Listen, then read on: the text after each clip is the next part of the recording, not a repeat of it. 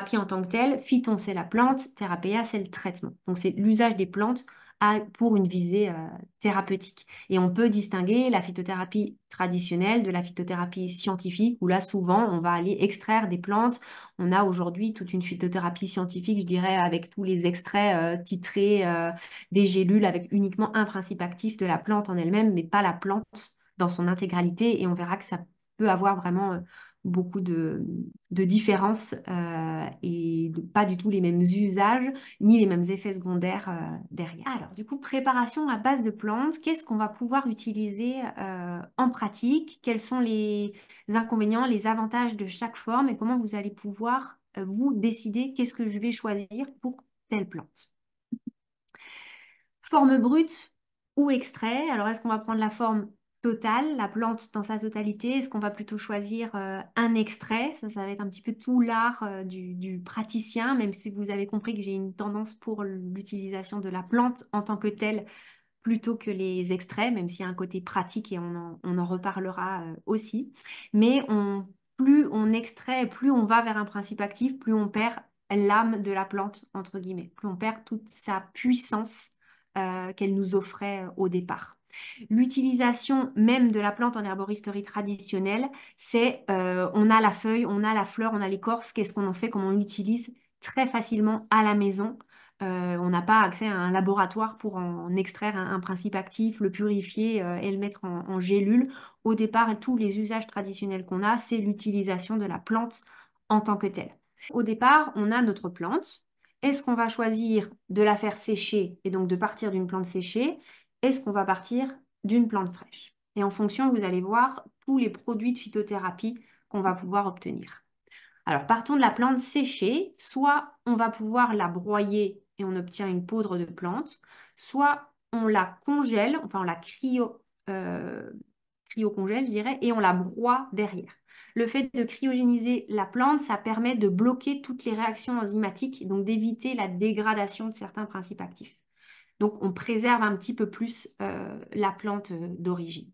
Derrière, on peut en faire soit la consommer en tant que poudre en tant que telle. Vous trouvez des poudres de plantes, notamment la poudre d'ortie, à prendre à la cuillère à café, à la cuillère à soupe, qui s'intègre très bien dans une préparation alimentaire. Ou vous avez en gélule ou en comprimé, sous forme galénique un petit peu différente. Et ensuite, poudre de plante, on peut aussi l'obtenir d'une autre manière. Il apparaît un petit peu tôt, mais vous reverrez le schéma final à la fin. Ce qu'on appelle des microsphères ou des extraits secs qui ont passé une autre étape avant pour avoir la poudre de plante. La plante séchée, on peut bien sûr l'utiliser en tisane. La majorité des tisanes que vous faites à la maison, c'est des plantes séchées. Donc soit en infusion, qui est une dissolution simple dans une eau non bouillante. Une décoction, on va faire bouillir l'eau. Et macération à froid, on ne fait pas chauffer l'eau. On peut ensuite macérer, filtrer, faire macérer dans d'autres types d'extraits, notamment alcooliques, huileux, et on obtient ce qu'on appelle des extraits fluides, alcoolats ou teintures, à partir d'une plante sèche, qui sont utilisés derrière pour obtenir les extraits dont je vous parlais tout à l'heure. Je vous ai mis en pratique voilà, une teinture de souci. Donc souci, c'est le calendula, ces fleurs jaunes qui se cultivent très facilement en pot ou au jardin. Calendula officinalis. Alors, je vous ai mis celle-ci parce qu'on en reparle dans le module 2, notamment pour tout ce qui est affection buccale, parodontite, soucis de gencives qui saignent, d'aphte notamment, parce que ce sont les résines ici qui vont être intéressantes. Et ces résines, on les trouve dans ce qu'on appelle le capitule de la fleur, c'est-à-dire la petite partie verte sous les pétales colorés. Donc, quand on utilise le souci, on va vraiment garder ce petit capitule vert. C'est lui qui est intéressant pour les principes actifs de la plante. Et ces résines de ce capitule, elles ne s'extraient qu'avec de l'alcool. Donc, c'est pour ça que la tisane n'est pas une forme efficace pour le calendula. Donc ici, je vous ai mis une teneur, voilà, un ratio de la plante par rapport à l'alcool si vous utilisez un alcool à 70. Si vous n'en trouvez pas et que vous avez un alcool plus classique, vous pouvez rajouter un petit peu de glycérine et de miel pour aider à l'extraction par l'alcool. Donc on coupe finement les fleurs, on va toujours bien recouvrir la plante, ce que je vous disais tout à l'heure. Et puis vous laissez de manière hermétique à l'abri de la lumière pendant 2-3 semaines en remuant régulièrement. Et puis vous filtrez à la fin et vous pouvez conserver. Pas d'étiqueter, de noter quand est-ce que vous l'avez préparé. Et ça, c'est une teinture qui sera très facile à utiliser ensuite à la maison en bain de bouche notamment pour toutes les affections buccales. Et puis ça, je vous renvoie au module 2 où vous pourrez voir en pratique comment les utiliser. Toutes ces formes de phytothérapie, il n'y a pas une forme qui va être supérieure à l'autre.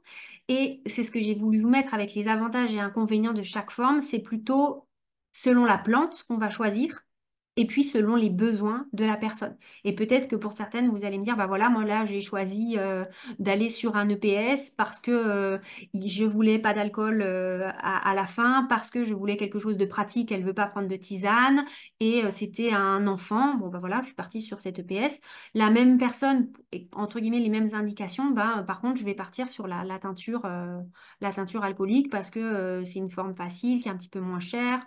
La personne où elle a envie d'en faire à la maison aussi. L'alcool ne pose pas de problème. Et dans les deux cas, j'ai eu une extraction alcoolique au début, donc j'ai extrait. Par exemple, c'était les alcaloïdes qui m'intéressaient et les résines, et je sais que dans cette forme-là, je vais les avoir. Donc, c'est de connaître un petit peu chaque forme. Après, il y en a qui vous allez privilégier, et vous allez travailler plus avec certaines qu'avec d'autres. Au moins de savoir bien qu'est-ce qui est extrait dans l'alcool, qu'est-ce qui est extrait dans l'eau, ça que vous puissiez le connaître ou l'avoir quelque part. Et on ne va pas forcément rechercher à avoir la concentration en principe actif la plus élevée ou avoir le plus de principes actifs dosés. Dans certains cas, peut-être, mais ce n'est pas forcément ce qu'on va principe rechercher. Actif, ce qu'on appelle principe actif, et c'est la définition qu'on a aussi en pharmacie, c'est une molécule présentant un intérêt thérapeutique curatif ou préventif, que ce soit chez l'homme ou chez l'animal. Alors, attention à cette obsession, je dirais, du principe actif, de tout vouloir ramener à lui, même si ça va aider beaucoup dans la compréhension. Donc, dans les slides d'après, je vous ai vraiment décortiqué certaines familles de molécules avec leurs indications et leurs propriétés. Ça va vous donner des clés de compréhension de comment agit la plante, pourquoi est-ce qu'on va l'utiliser dans telles indications. Après, attention à ne pas tomber dans l'essai inverse et me dire, bon, bah voilà, j'ai cette molécule-là, donc ça va avoir cette action-là, ou alors je veux absolument juste de, du resveratrol, par exemple, je veux juste telle molécule à l'intérieur. Donc, il faut avoir cette notion sur les deux. Donc, on va justement passer sur la fonction gastrique cette fois. Comment aider au fonctionnement de l'estomac par les sécrétions digestives, aider à la sécrétion de mucus aussi, aider derrière à la motricité intestinale et puis l'accompagnement de certaines situations particulières. Dans le premier cas, donc déjà aider la production d'acide gastrique, de pepsine et d'enzymes digestives, ça va vraiment être toutes les plantes à principale mère. Les premières, c'est celles que vous retenez et puis que vous allez apprendre à maîtriser aussi, qu'on utilise assez peu et qui sont vraiment les reines ici. Plus des plantes qui vont aider à une bonne circulation autour de l'estomac. Qui dit bonne circulation, on apporte de la fonction à l'organe en tant que tel. C'est pour ça que le gingembre est aussi efficace de ce côté-là. Favoriser la vidange gastrique, le péristaltisme, donc ces plantes qu'on appelle prokinétiques. Je vous en ai déjà cité une, on verra quelles sont les autres. Protection de la paroi d'estomac, en fait, c'est ces plantes que vous connaissez bien maintenant depuis ce matin, c'est mucilagineuses qu'on va réintroduire. On peut, selon certaines situations, y associer des astringentes, selon le cas, pour resserrer un petit peu les tissus, aider à la cicatrisation. Des anti-infectieuses, quand effectivement il y a une problématique d'ulcère, une problématique infectieuse. Une antalgique en cas de douleur. Alors, bien sûr, certaines plantes, elles vont rentrer dans plusieurs catégories. C'est là qu'on va voir comment les associer. Ou parfois, on prend une plante de chaque boîte pour formuler une synergie intéressante. Et puis l'estomac, c'est aussi très lié à cette fonction du stress. Alors on vient de voir déjà un petit geste ou un premier outil possible. Et puis on reviendra aussi sur toutes ces plans de la gestion du stress dans le module 4. Et puis, est-ce que c'est l'hypothyroïdie aussi qui impacte notamment les sécrétions des enzymes gastriques? Bon, là, on reviendra aussi sur ces plantes un petit peu plus loin. Celles-ci, je les laisse de côté pour aujourd'hui. Petite fiche sur la gentiane, qui est la mère par excellence. Aujourd'hui, dans la nature, la gentiane jaune officinale, sa récolte, elle est réglementée parce que c'est vrai qu'on a aussi fait une surcueillette quand il y avait cette boisson apéritif qui était produite. Voilà, on l'exploitait un petit peu trop. Si vous devez la reconnaître dans la nature, on fait attention à ne pas la confondre avec le vérâtre blanc qui, lui, est toxique. Donc, les vins de gentiane, c'était même proposé depuis de garde de Binden au Moyen-Âge, donc on connaît ces principes amers depuis très longtemps. Au départ, en bouche, la racine, si on la prend en tant que telle, elle est un tout petit peu sucrée, mais c'est rapidement l'amertume qui va arriver. Comment est-ce qu'elle agit? Donc, apéritive, elle va relancer la digestion. Elle aide sur les sécrétions gastriques, pancréatiques et hépatiques aussi. Donc, c'est une cholagogue, une cholérétique, on en reparlera. Elle a une petite action hépatoprotectrice aussi. Elle va aider à la contraction des muscles lisses, notamment gastriques. Et puis, elle vient aussi aider à protéger sur certaines lésions gastriques. Alors, chez l'animal, et c'est vrai que quand il y a déjà un ulcère RGO, parfois, elle n'est pas forcément très bien tolérée. Donc, comme je vous le disais, je pars sur des amers un peu plus douces. Elle a d'autres actions qui sont tout aussi intéressantes. Une action immunitaire, antioxydante. Elle joue sur le parasympathique. C'est ainsi aussi qu'elle relance la digestion de cette manière-là, mais donc plus largement. Donc, elle a un effet antidépresseur aussi. Euh, Son nom de quinquina des pauvres, c'est parce qu'elle aide aussi côté de la fièvre, de la quinine qui était, voilà, qui est utilisée dans cette indication-là. Elle aurait une action dans le cadre de Parkinson. Il y a beaucoup d'études qui essayent de comprendre comment est-ce qu'elle fonctionne et comment elle pourrait être intéressante puisqu'elle vient inhiber une enzyme particulière. Mais du coup, elle est contre-indiquée avec les médicaments. Par voie orale, donc en alcoolature, c'est la forme que je préfère, donc plante fraîche. Après, vous pouvez faire une décoction, mais c'est vraiment pas évident à prendre sur le long cours. Ça demande vraiment de prendre que des petites gorgées parce que la personne, elle n'arrivera pas à le prendre. En alcoolature, 10-30 gouttes dans un peu d'eau avant le repas, c'est suffisant. Je vous ai mis une recette de vinaigre amer si vous avez envie de le faire à la maison.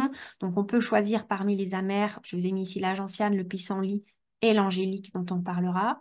Mais une aromatique également, la cannelle ou le fenouil pour donner un goût mais sans masquer l'action des amers. Ça peut être le gingembre qu'on a vu juste avant. Et puis, on le fait dans un vinaigre de cidre non pasteurisé. On mélange, on laisse macérer. Ça sera un vinaigre. Alors, le vinaigre, il est acide, pas amer. Pareil, en situation d'ulcère, parfois c'est pas bien toléré. Dans les autres indications, pourquoi pas.